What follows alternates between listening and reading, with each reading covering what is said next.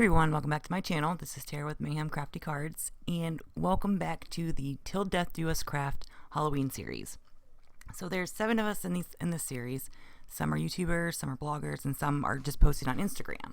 And I'll make sure I leave all that information down below so you guys can follow who's going to be posted next. I will be posting every Friday. So for my card today, I wanted to use my Magic Iris die, and my sister had picked up these stamps from Michael's. They're creepy little critters, so I kind of wanted to go on the little creepier side. So for my background, I wanted to keep it kind of light, but I wanted to look a little bit dirty at the same time. I know that sounds kind of weird, but so I took antique linen and vintage photo with my cottontail blending brushes and just kind of darkened it up and made it a little bit, I guess, dirty looking. So I will be posting every Friday, and there will be somebody posting every day of the week. So that way it kind of breaks up, so not everybody's posting for the whole 31 days in October. So I brought out my Magic Iris die for this. I've had it forever. I think I've used it one time, and I'm trying to use my stuff more. Instead of trying to buy the latest and greatest, new release that just comes out, I'm trying to use what I have already. And if I'm not using it, then maybe it needs, I need to think about, giving it a new place to live. So for the Magic Iris die, you want to cut out those 3 circles, 3 of those little sausage pieces, and you use that little, everybody calls it the flux capacitor, to cut out the spots for the little sausages. And I did take that same antique linen and vintage photo and just kind of dirtied up the little sausage pieces. And I cut this out of lunch bag cardstock from Brutus Monroe. I really like it because it's a nice heavy weight. So I'm just going to go ahead and start putting this together. I let this in because I wanted you guys to see how to put it together. I know it took me a couple times to figure it out, but you just want to put those little sausages in those slots and keep it on the keep it so you have the center ring open.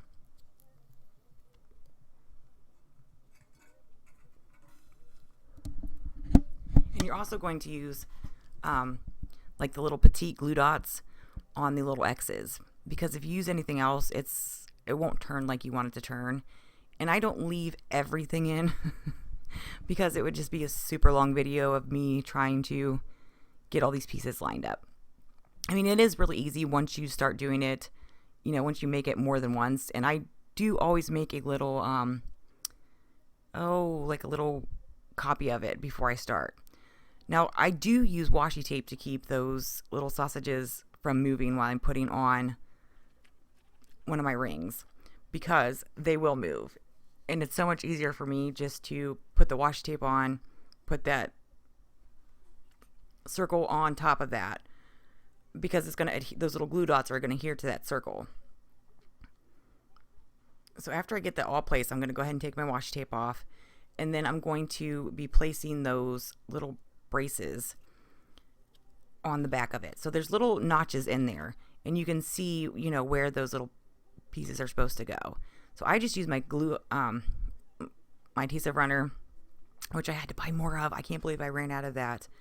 And just kind of put them in their little spots on the little circle. So you're going to take the other, it looks like a thumb, and you're going to place it to the right of one of those little braces, because if not, your Magic Iris is not going to turn, and you're going to get frustrated, and you're just going to do what I did the first 2 times and throw it away. So after you glue, adhere that, you're going to take those little braces, and you're just going to, very gently wrap them over. You don't want it to touch the middle, and it won't, but you don't want it to have so much force where your Magic Iris isn't going to spin, because then you kind of defeat the purpose of the card.